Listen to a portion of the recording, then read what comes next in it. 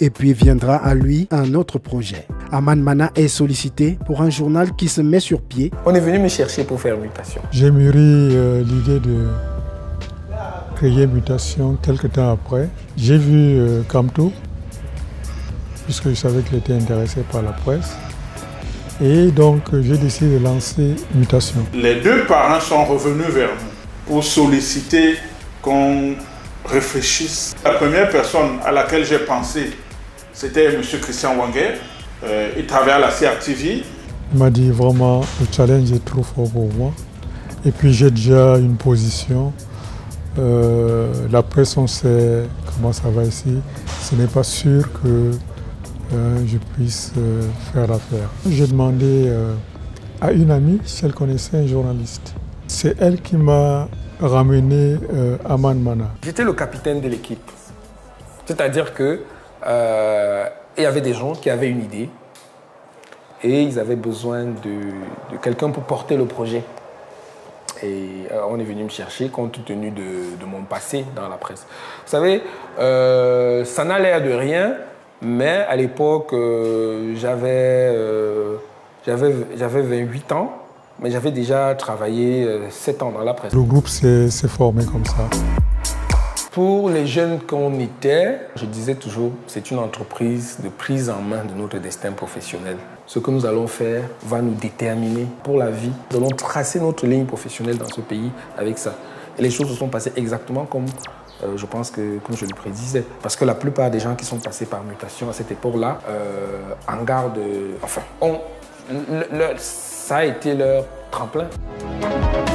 La jeune équipe de Mutation, en 1996, avait l'ambition d'offrir la presse autrement, de marquer le journalisme d'une nouvelle empreinte. On a essayé de se rapprocher du pari qu'on avait. Le premier slogan, c'est Aman qui l'a trouvé. Vif dans le ton, sérieux dans la tenue, culturel dans la vision, iconoclaste dans les positions. Ni compromission, ni acharnement. Faire du journalisme tel que nous l'avons appris à l'école. Et en le lançant, on avait d'ailleurs utilisé une campagne d'une caricature de Petit Pays.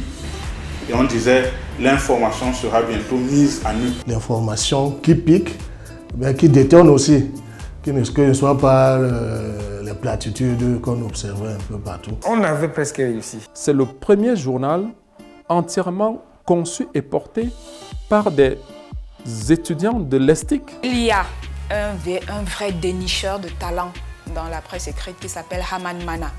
Il se tenait au courant de qui sont les meilleurs et il venait lui-même les inviter à venir en stage à Mutation. Il exigeait de ces personnes qu'elles continuent à travailler à Mutation en allant à l'école. Ce fut mon cas. À l'ESTIC, il était mon enseignant en première année de journalisme et c'est là que je le rencontre pour la première fois. Mais je le connaissais déjà de réputation parce que je lisais régulièrement Mutation quand j'étais étudiant. Les choses ont marché très bien. On attendait les frais d'impression qui n'arrivaient pas jusqu'à dimanche soir très tard. Mais si on n'avait pas eu Aman Mana qui pouvait appeler, passer 1 ou 2 coups de fil pour aller dans des tontines chercher de l'argent pour qu'on puisse imprimer, on n'aurait pas continué l'aventure. J'ai donné de ma personne. J'ai été arrêté. Mon premier salaire, c'était 50 000 francs. Le premier salaire était de 50 000 francs. Ça a évolué. J'ai réajusté les salaires. Pour la première fois, j'ai touché 160 000 francs. Quelqu'un qui allait travailler à la CRTV ou à Cameroun Tribune ou à Mutation, c'était exactement le même niveau salarial. Mon salaire est de 460 000 francs CFA.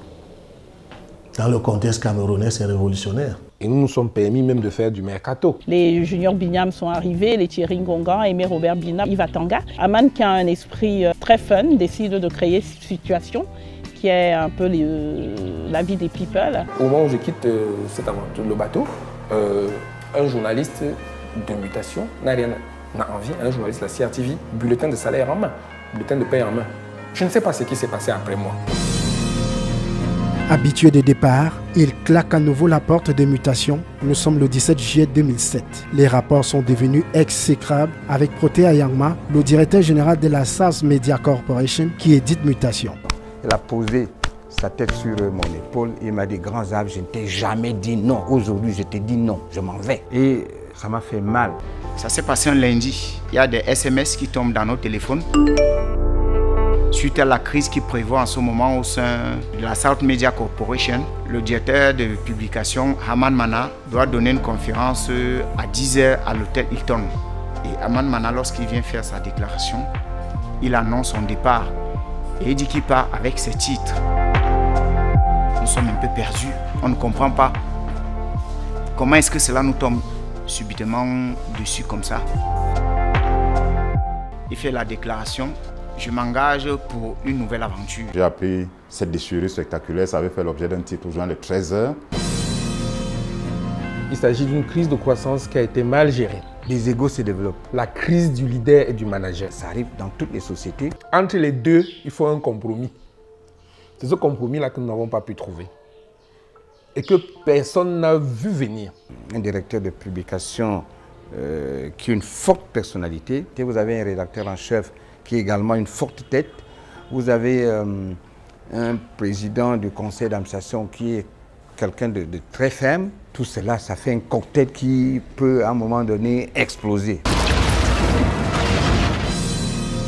La session était inéluctable. Il y a eu un tel investissement d'un certain nombre d'individus qui fait que, oui, la propriété financière de Kamto et Ayangma ne pouvait pas suffire pour dire « Ok, nous sommes propriétaires du journal ». On ne pouvait pas enlever à Haman Mana qu'il s'était surinvesti dans ce projet et on ne pouvait pas en faire un simple employé pour dire « Ok, demain, tu n'es plus là, tu fais autre chose ». Non, ce n'était pas juste. Je pense qu'il y a eu une volonté d'humiliation de la part de certaines personnes. Je suis quelqu'un qui aime qu'on lui reconnaisse ce qu'il a fait. Quelques malentendus entre l'un des actionnaires, Poté Ayangma, et M. Haman. Je pense qu'il y avait un certain désamour entre certains cadres de la maison. L'égoïsme, vous dire que c'est moi, On aurait découvert un compte où était viré un argent qui devait être viré dans un autre compte. Il y a eu des problèmes de gestion. J'ai voulu recadrer, c'est parti en vrille. On estimait que l'argent n'arrivait pas toujours à la bonne caisse. Il y a eu un clash qui est resté très mémorable. On n'a pas su tranquillement se séparer. Je l'avais déchargé de ses fonctions. Je n'avais plus envie d'être avec eux. Ils n'avaient plus envie d'être avec moi. Il a riposté en disant que c'était son journal. Je n'ai jamais considéré que c'était mon bébé. C'était le bébé de tous les journalistes qui étaient là. J'ai constaté que tous les journalistes de l'Ouest sont partis, presque tous. Quand il parle de le combat du capital contre le journalisme, pour un journaliste dans l'âme, quand on lit cet éditorial-là, on a envie de le suivre avec tous ses bagages. J'ai dit, qui veut venir avec moi, viens avec moi. Tant Jean Bruno fait partie des gens qui sont venus avec moi. Est-ce qu'on doit suivre Haman? Est-ce qu'on doit rester dans la maison mère? Je n'ai pas suivi Haman Mana, qui a dit que c'était une mutation, c'était lui. Il est parti. Il croit qu'il est même allé déclarer à l'OAP que c'est la marque qui lui appartient. Donc on ne pouvait pas le suivre. Il a failli monter la profession contre moi. Mais finalement, ça fait... Il y avait 2 mutations sur le marché, c'était pas beau. Je ne pouvais pas lâcher l'affaire, je ne pouvais pas lâcher ma vie. Est-ce que ces amitiés se sont reconstruites entièrement? Je ne crois pas. On serait beaucoup plus loin aujourd'hui. Oh, je me dis quel gâchis. Je pense qu'on n'a rien à se dire. Plus rien, vraiment.